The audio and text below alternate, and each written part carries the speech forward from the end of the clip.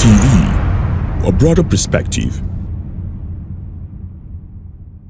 We're talking relationship matters. What should we consider? What mistakes should we avoid when we are looking for a partner? If you're married to someone like my husband, if you have anger issue, sorry will be your middle name. In as much as I believe little in love, love cannot keep marriage. Work keeps marriage. And the question is it right for someone to start a new relationship immediately after heartbreak? There's no vacuum. There's no vacuum in life.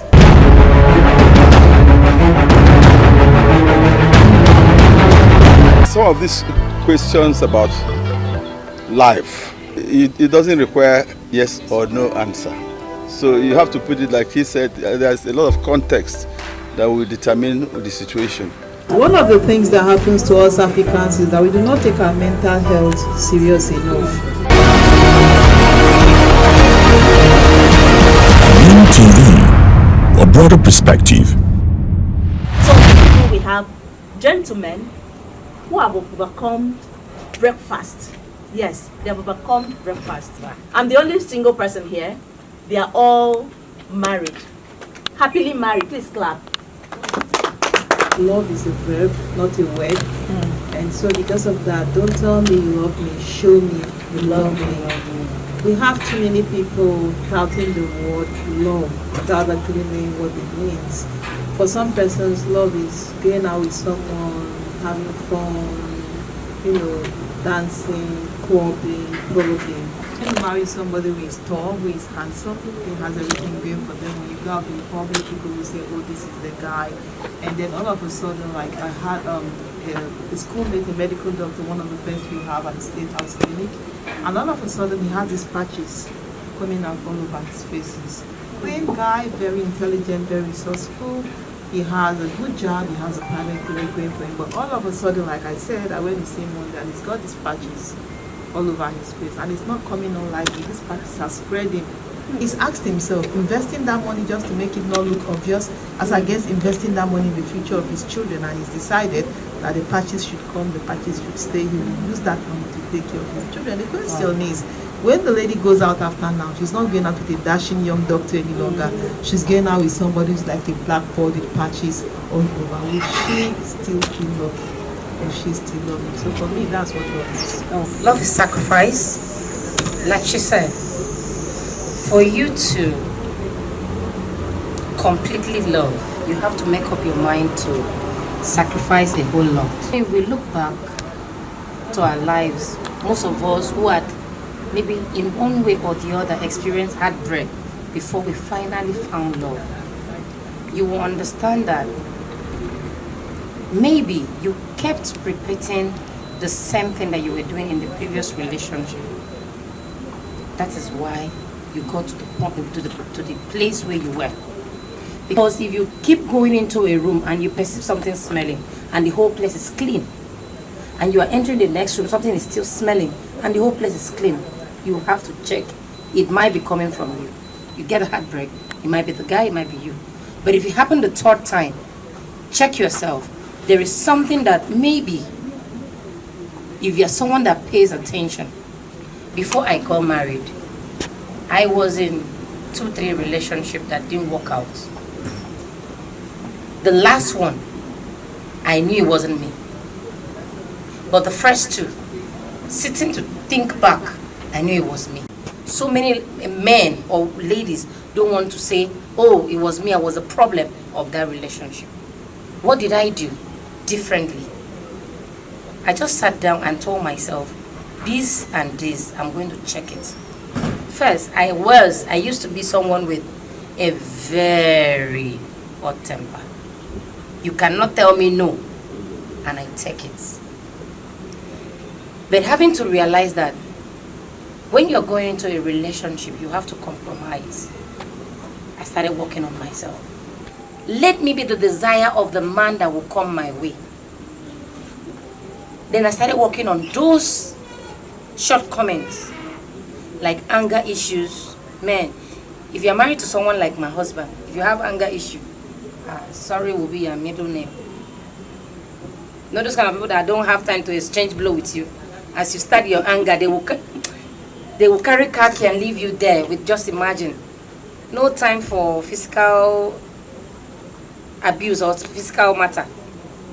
It's a matter of understanding. Then now that brings me to the main thing. Love. What is love? Is it the feelings? Is it the way my heart is beating? It's not.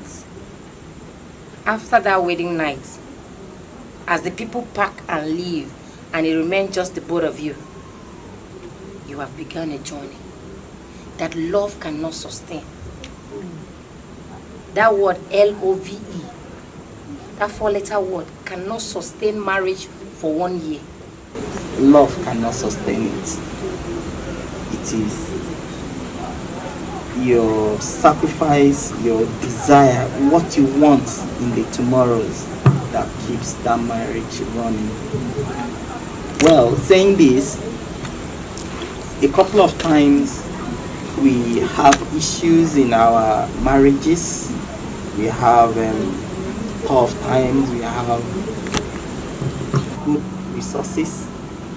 Resources here does not mean financial resources. It's not necessary material resources. It could be your time. It could be your energy. It could be your spiritual life. It could be anything, everything. I put everything in quotes. So you have all mentioned that you've been dealt with, whether in a good way or in a bad way in relationship. Now the question is it right for someone to start a new relationship immediately after heartbreak? There's no vacuum. For anything. There's no vacuum. Fill it up immediately. Yes. Please give him a high five. Give him a high five. That. Yes. She's still staying in town because she knows the code. Life has a key. If you don't use the key, you will be locked outside. So she knows the key, and I think by the grace of God I also have the key. So without that key, my brother, you will stay outside. Thank you very much. Get the key. Please get the key. Or you are locked outside. Or you're locked outside. Okay. Personally, people differ. Yes. There is no time frame. Whenever you are healed, you can go into the next relationship. Yeah. I tell people, whenever I talk about stuff like this, I always use myself. I broke up 2 weeks to my wedding. Yes. 2 weeks to my wedding. My picture was already posted in the court to be married. And I discovered I was going to be married to someone's son. And the Lord yanked me out. I don't like to condemn people. The Lord removed me from there. And it was a done deal. We have done introduction. If you are from Akwa Ibom, you know what that means. We have done introduction. He has collected list. In fact, we have started buying the things to use to go and return the list. Do you get? And you discover something that is heartbreaking. I just pull out. No fight, no quarrel. The only thing I picked was my ATM card that was with him. Thank you, sir. It was nice doing business with you, and I left. I went back to my pastor and told my pastor, this marriage is not happening. The reply he gave me shows me that he knew ahead of me that that marriage was not going to stand. He said, why did it take you so long? To realize Go that. and rest. My pastor is still alive. Dr. Abel Damina, that's my pastor. He said, go and rest. Your husband is coming. That period of resting was the period I prayed, not for husband. I got committed to the things I was doing, married to today. On a very good day, we've been praying on the same group. We pray in the same group. I didn't see anything like, there was anything like, it wasn't there. But on that fateful day, just told me. I was like, oh, okay, let me look at him again. At that point, my mind was already off relationship. I was already healed. My head was intact. One of the things that happens to us Africans is that we do not take our mental health serious enough. Don't deceive yourself that you're so tough that it doesn't matter. It actually does matter. So you need to be able to face that relationship, look it in the face, ask yourself what went wrong, what role did I play, were there things I overlooked, how come I was able to stay with this person for this long, what did I not see that I can see now. You have to go through all of that, and if possible, if you have the resources, get a psychotherapist to talk you through this. If you cannot afford to get a psychotherapist, get your pastor, get a counselor, get somebody that you can sit with. You know, really bear your mind the way it is. Talk it out, feel it, pour it out of your system. When you jump into another relationship without doing that, you're carrying garbage. And a lot of times people are in relationships where you have put somebody as a rebound. That person is just there to help you get over a relationship. And sometimes you project what came from the previous relationship to this new relationship. So probably the guy just says, go Joe, and then he reminds you of how many times the other guy has told you go Joe. Go, Joe. He said it as a joke, but the other guy says it because he looks down on you. Automatically you assume, oh, you're looking down on me, you told me go Joe. It is not this guy's fault, it is what you got from your previous relationship. So in fairness to yourself, in fairness to the person you're going to go into a relationship or a marriage with, you owe it to both of you to ensure that you've practically thrown out all the garbage you came out from. You've cleansed yourself mentally and otherwise, and you are in a proper shape to go into. There are some exceptions. Oga here and his wife are the exception. They've been able to just start it off, and then God bless them and it worked out well. But for too many people, we've seen too many people jump in and jump out, jump in and jump out, simply because they will not take the time to heal or the time to go through counseling. Even on the internet, in case you don't want to go to people that know you, because for some people in Africa, we don't want to go to a psychiatrist or a shrink because people will think I'm mad. I don't want them to see me with mental health experts so they won't think I'm mad. Go on the internet, shop for a counselor that you can talk to. It's even nicer when you're talking to somebody who does not know you, cannot judge you, so you feel very free with the person, and then get some help. It's really necessary. Thank you very much. Thank you. Please, a round of applause for them. So, yes, I'll come back to you. At this point, we'll go on a short break. When we return, the conversation continues. You love her, but the family says no. Your family says no, or her family says no. What will you do? Okay, so this is a very touchy subject, right? Because I know the normal cliche is that men cheat. You said it. You've answered the question. I've not answered. I'm just trying to respond. So the cliche is that men cheat, and there are different theories to support this notion. It comes easier for the man, it happens naturally, the society accepts it, and blah blah blah. But I tell you what I've seen recently, ladies are really coming up. Ladies are doing a great job. Are doing a hell of a job these days, man. So there's a tipping in the balance. Before, back in the days, yeah, that cliche was working, but right now, wow, I think the ladies are doing a great job, man. Come on, you just have to give it to them, man. Is it possible to love two persons at the same time very well? You see, the Bible tells us to love even our enemies. Okay. So when it comes to love, the way it is, you see, because if you go into the definition of love, you have all kinds of love. It is not infatuation that we are talking about.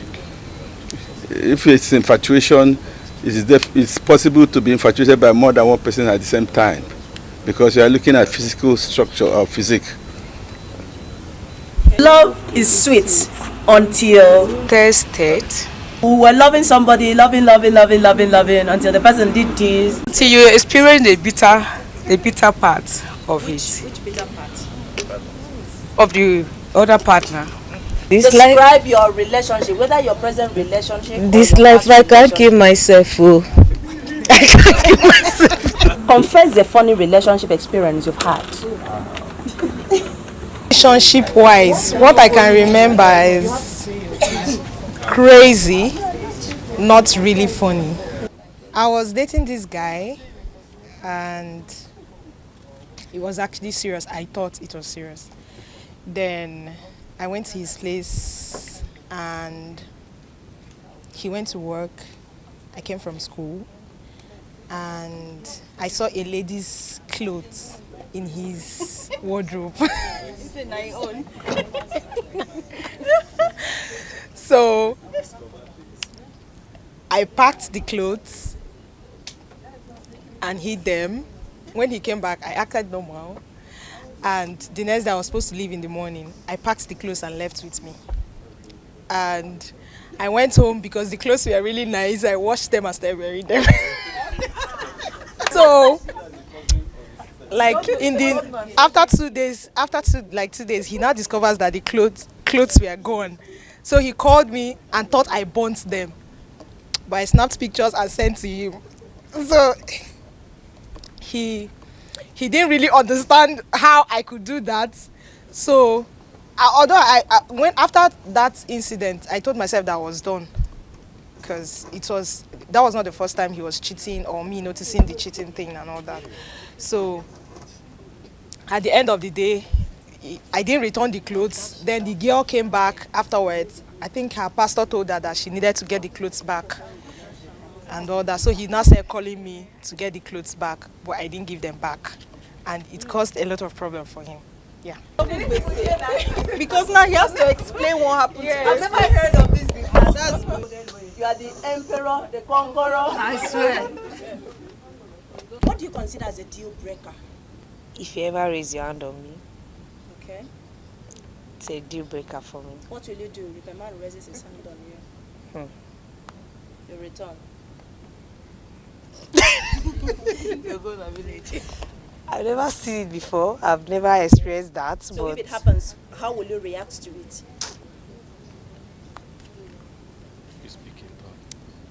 Mention 5 love languages.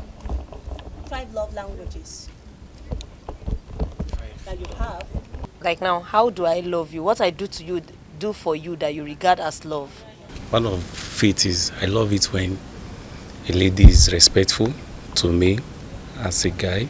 Okay. Yes, I love it when I'm with a lady that cooks very well. Yes. I like good food, that's what I said. Mike, just complete the statement. Okay. If I could change one thing about relationship, it would be this. What would that be? If I could change one thing about relationship, it would be lies and betrayals. Okay. So shout out one thing that you appreciate about your partner or your future partner. If you have a partner now, shout out that one thing that you appreciate from him. His emotional intelligence. Aww. Aww. Where is he? Another one. He's committed to God. He's self-motivated. Yeah. That's good. That's good. Is it proper to search your partner's phone? No. It's not proper. It's not proper. So do your own, I do my own. Yeah. What if you discover something tomorrow that were hidden in your phone? I think it's all about trust. If you trust your partner, you know your partner well. Yeah. You don't need to do that. Okay. I don't think it's proper. As long as the both of you are together, there's no time for me like, oh, I want to be left alone.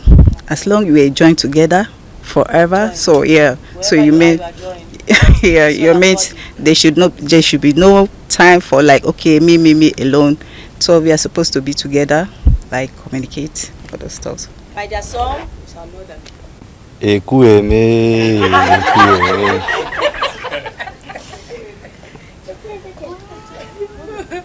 Second one, Father, to you be all the glory.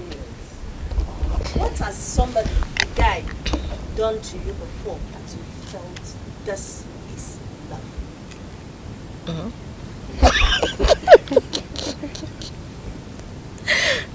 Okay, it can be any person, like maybe my brothers or... Anything we are talking here, we're talking relationship.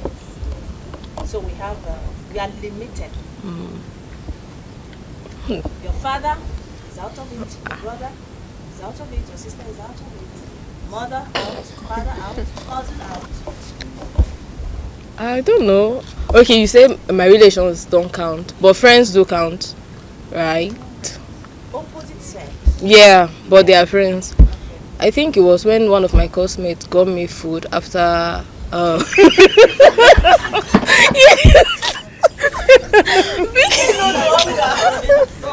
No, it wasn't hunger, but it's. I see it as an act of love for someone to think about you and say like, oh, maybe this person will be hungry after this strenuous class or. No, it might sound funny or something, but it's not everybody that will think about you because after all of us we are running after the same distance. Then you went to get your food and then you thought about me like, I got you food though. Me, I was like, you remember that I was hungry, so I see it as a big act of love. Beam TV, a broader perspective. All right, you're welcome back. It's still Love and Relationship Show on the Emotional Clinic. This is not where we check people's mind or check people's body, but we check people's mind, emotions, love. We give advice and treatment to emotional needs. And we are talking relationship matters. What should we consider? What mistakes should we avoid while we are looking for a partner? And you followed us in the conversation so far. People have shared their experiences, what they've done to either heal, either give it time, or to cover up the lapses immediately. So what will you do if you are served with breakfast or if you discover something that is not healthy in your relationship? Do you break out and then start a new one almost immediately? All right, so now okay, before I ask the next question, you wanted to add something. So I'll give you the time. 30 seconds, please. Your time starts now. What I wanted to add then was, it doesn't need to take ages to get healed.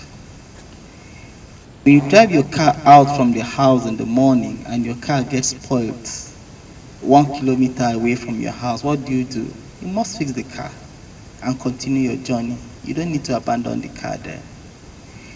If you started a relationship 1 hour ago, it got bad the next 30 minutes or 1 hour, please fix it. If you cannot fix it, just find a way to fix the relationship and keep going. And that brings us to where I talked about the key and the code. I'll share experiences because this is what we face. We don't want to talk theory, but practical. What is happening around us, what we have faced, or what we are seeing people go through. We've now moved from the married angle to the single because we have 80% of people here are single.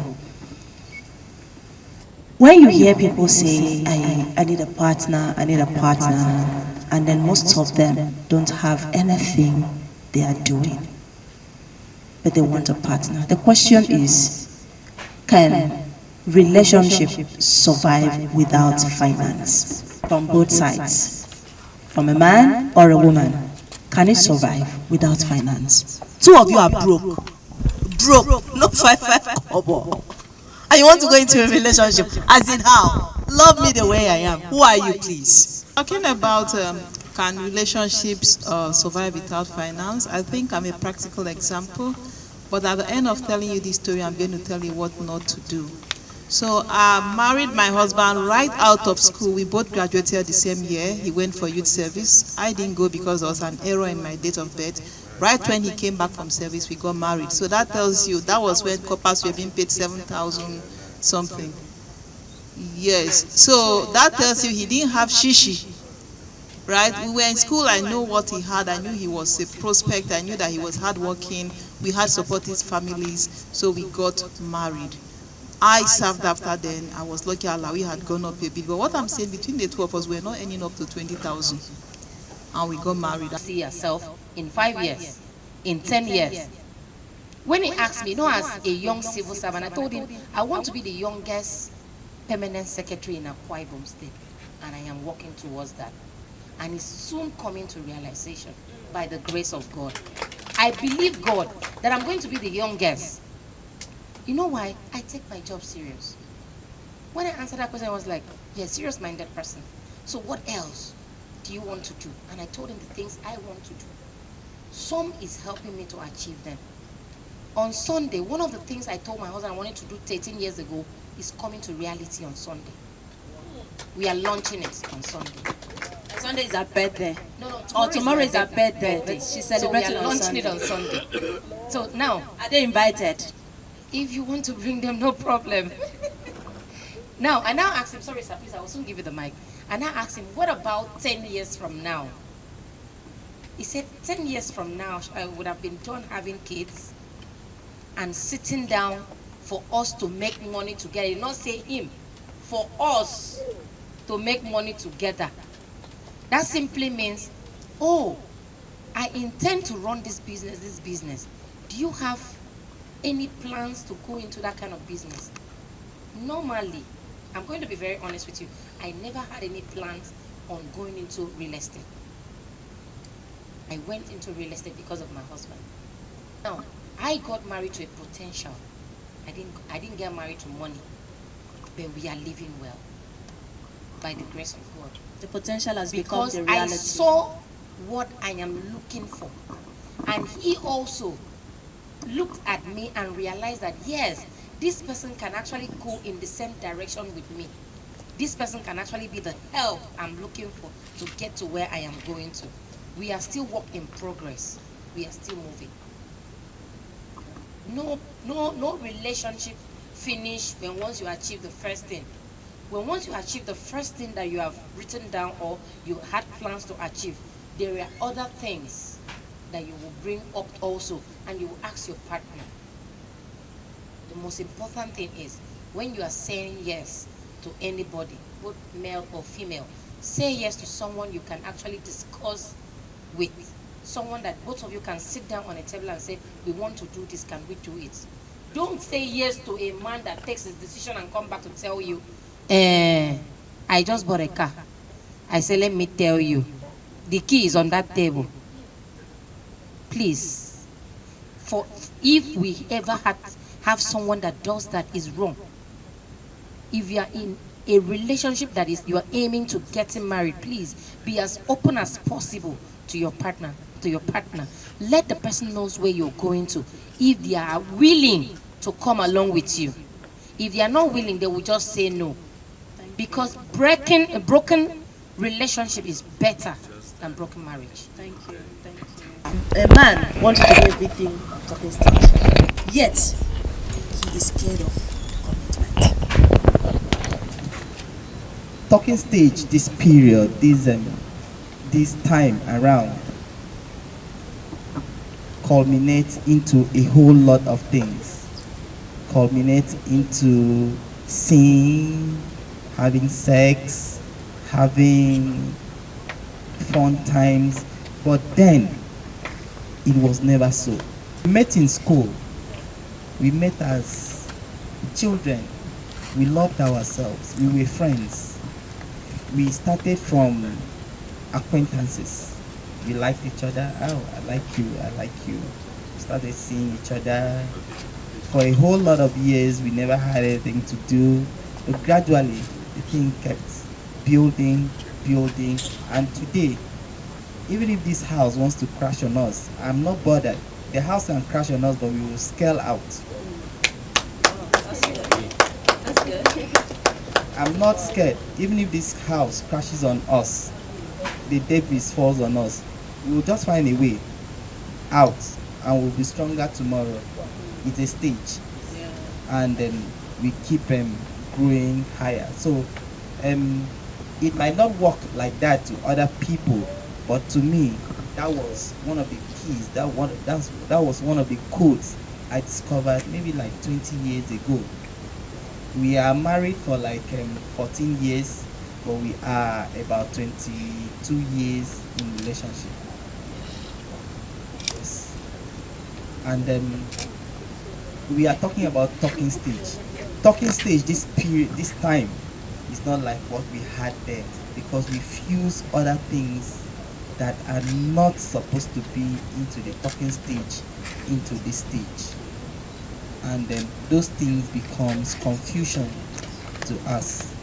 And anytime there is confusion, there is commotion. So it brings to us a whole lot of commotions. Like one of the questions you asked us earlier, if finances, if money, finance, yeah, can sustain a relationship. To me, finances from one end cannot sustain a relationship. I'm not just a finance person. I'm a very practical and a very dangerously scrutinizing finance person. I do forensics. So if when my wife tells me that she earns she doesn't have money, by the time I just do like this, I will see yes. So she cannot lie to me, and I would not also lie to her. So are you the kind of man that sneaks? I don't. But so why would she tell you that she doesn't have money, and then you open your She has never told me how much she earns. Mm? Yes, she has never told me, and I've never asked her. But you said you give her one eye. Yeah, if there are things, most times I just deliberately leave some financial commitments, obligations in the house for her to settle, and I know her capability. She will not disappoint. That's good. Sometimes little. So it's only when clap for madam now. Clap. It's only when she disappoints that I'll also be disappointed in her that she did not say the truth.